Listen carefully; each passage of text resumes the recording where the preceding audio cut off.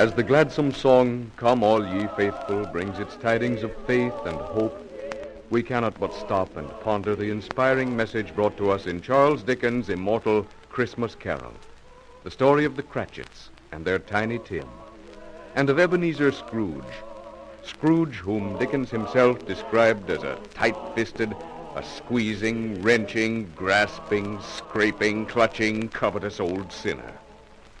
He, this Scrooge, sits hunched at his desk in his office. It is Christmas Eve. Outside, the London streets are swirling with soft snow, pelting the happy people hurrying homeward. But inside, cold and dreary, Scrooge's clerk, young Bob Cratchit, sits working by the warmth of one lone candle. Suddenly, the door bursts open. It's Scrooge's nephew, Fred. A Merry Christmas, Uncle. God save you. Humbug. Christmas a humbug? Oh, Uncle, I'm sure you don't mean that. I do. Merry Christmas, bah. What reason have you to be merry? You're poor enough. Well, then, by what right have you to be dismal? You're rich enough. Come, Uncle, don't be cross.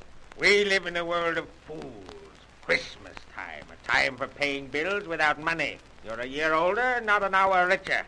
If I had my way, every idiot who goes about with Merry Christmas on his lips would be boiled with his own pudding and buried with a stake of holly through his heart. Uncle, surely you don't know. Keep Christmas in your own way, nephew, and I'll let me keep it in mine. Keep it, but you don't keep it. Let me leave it alone, then. Much good it may do you, much good it has ever done you. There are many things, Uncle, from which I have derived good but not profit. Christmas among them. Christmas is a time of kindness, forgiveness, and charity. It is the only time when men and women open their shut-up hearts freely. And therefore, though it has never put a scrap of gold in my pocket, I believe it has done me good and will do me good. And I say, God bless it. Oh, God bless Christmas. Let me hear another sound from you, Bob Cratchit, and you'll keep your Christmas by losing your situation.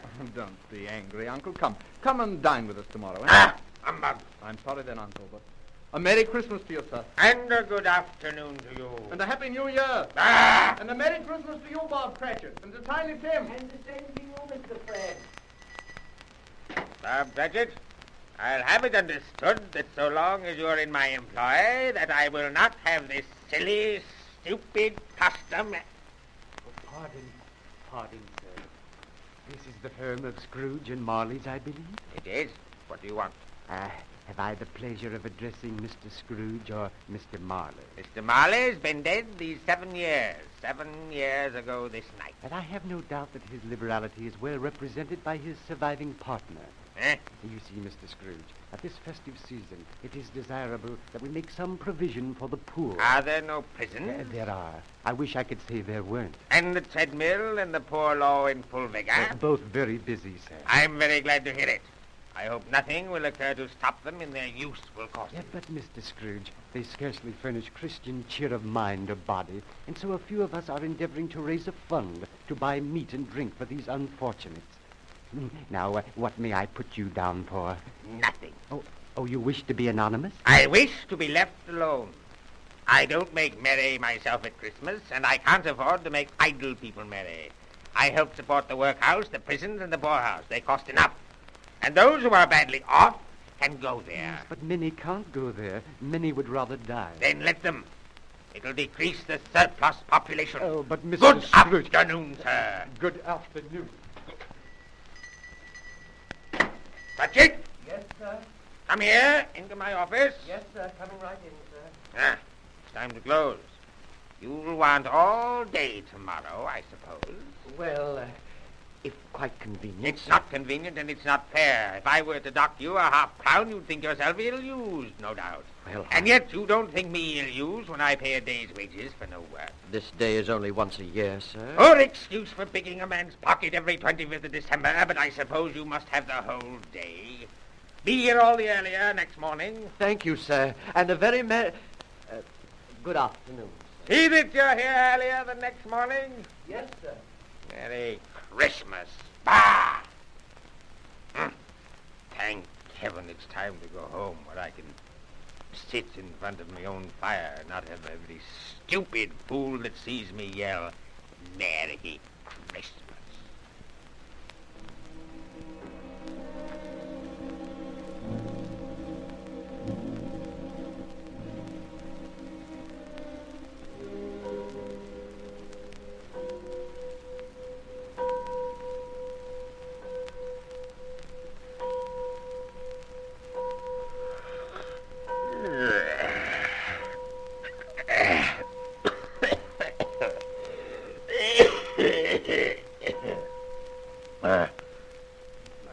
12. Nap longer than I thought. What's that? Strange, the thing one imagines in the flames. Sworn I saw old Marley's face in there. Yeah, couldn't be. Still, there it is. There's old Marley's face. Impossible. Marley's been dead these 7 long years. What's that? Sounds like the door in the wine cellar. And those chains. Clanking. All imagination. Humbug. No. I'm still hearing them. I'll not believe it yet. Marley's been dead these 7 years. He can't be here. It's humbug. No, it's not real. It's not possible. Marley's dead. Ebenezer Scrooge. Oh, no. What do you want with me? Much. Who are you? Ask me who I was. Who were you then? In life, I was your partner, Jacob Marley. Jacob Marley? I see you don't believe in me. I don't. What evidence would you have of my reality beyond that of your senses? I don't know. Why do you doubt your senses? Because a little thing affects them. You may be a bit of undigested beef, a blot of mustard, a crumb of cheese, a fragment of an underdone potato. Scrooge! Oh, mercy, mercy, dreadful apparition. Why do you trouble me? Man of the worldly mind, do you believe in me or not? I do, I must. But why do spirits walk the earth, and why do they come to me? It is required of every man that the spirit within him should walk abroad among his fellow men. If that spirit does not in life, then it is condemned to do so after death. It must wander through the world and see what it cannot share, but might have shared on earth and turned into happiness. You are fettered. Tell me why. I wear the chain I forged in life, a chain of cash boxes, padlocks, and heavy ledgers. Yours is equally as heavy, more. It is a ponderous chain because you're still laboring on it. Jacob Marley, speak comfort to me. I have Comfort none me. to give. I cannot rest. I cannot stay. I cannot linger anywhere. I have no peace, only incessant torture of remorse. But, Jacob, you No were... space of regret can make amends for life's opportunity misused. Such was I. Woe is me. But you were always a good man of business, Jacob. Business. Mankind was my business. Charity, mercy, forbearance, and benevolence were all my business. Why did I walk through crowds of fellow beings with my eyes turned down and never raise them to that blessed star which led the wise men to a poor abode? Were there no poor homes to which its light would have conducted me? Oh, Jacob Marley, have you no word? Hear me. My time is nearly gone.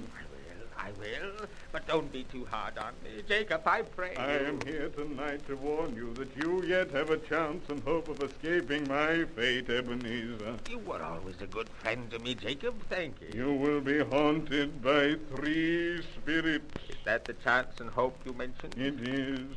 I think I'd rather not. Without their visit, you cannot hope to shun the path I tread. Expect the first tomorrow when the bell tolls 1, the second on the next night on the same hour, the third on the next night when the last stroke of 12 has ceased to vibrate.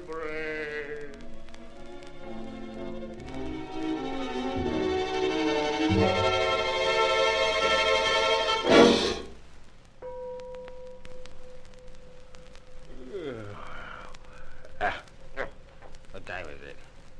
1 o'clock. Still, is it possible I've slept through a whole day and fallen into another night? It's a dream. All a dream. It's Ebenezer Scrooge. Are you the spirit, sir, whose coming was foretold to me? I am. Who and what are you? I am the ghost of Christmas past. But your hair, it's white, and still there's not a wrinkle on your face. You're so very strange. The summer flowers around your waist, and the branch of holly in your hand, that bright light from the crown of your head. Please put on your cap. What? Would you so soon put out with worldly hands the light I give? Well, it's not been my intention. I do not mean to offend. What business has brought you here? Your welfare. I'm very much obliged, but I think a good night's rest would do. Your reclamation, then. Take heed. Well, that's all very... Rise and walk with me. I'm merely glad to go out at night. Come. No, not out the window. I am mortal and liable to fall. Bear but a touch of my hand on your heart, and you will be upheld in more than this.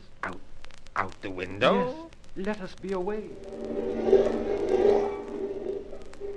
Spirit, why have you brought me out here in the open country? You do not recognize this? Good heavens, I do. I was bred in this place. I was a boy here. I went to school there, in that building. You recollect, then? Everything about it. Every gate and post and tree. Strange to have forgotten it for so many years. Come, let us look into the schoolroom. Yes, I remember now. And look through the window. The room's not quite deserted. No, I see. A solitary child, neglected by his friends, is left there still. Yes, I remember now. He is a lonely child. I remember. Oh, how lonely I was. Come, let us see another Christmas past.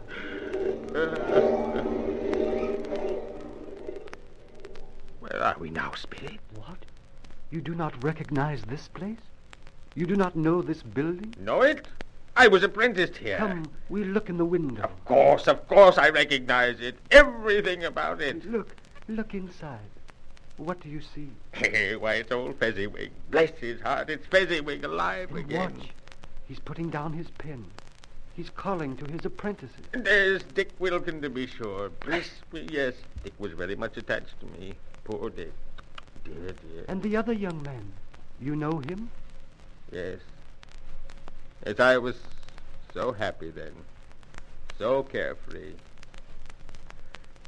So happy, believe me. Old Fezziwig's giving them a Christmas Eve party. Oh, of course.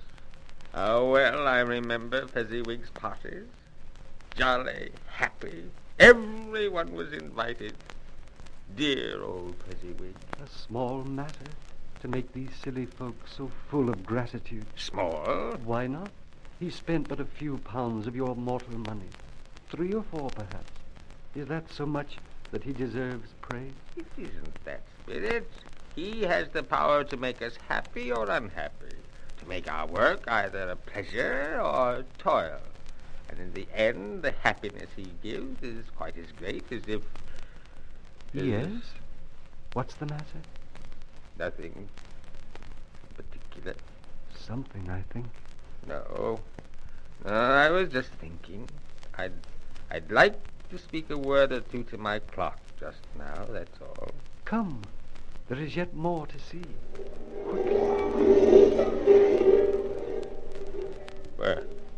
Where is this place we've come? I remember. It's Bell. And there I am. Yes, and older. Already in your eyes shows the passion of greed and avarice. Notice your face. Not as hard and harsh then, but the signs are already there. No, don't, Spirit. Don't. Quiet. Listen. She is speaking. It matters very little to you, Ebenezer, that another idol has displaced me. What idol has displaced you, Belle? A golden one. So this is the even-handed dealing of the world. It is hard on poverty and still condemns with great severity the pursuit of wealth. You fear the world too much. I've watched your nobler ambitions fall off one by one.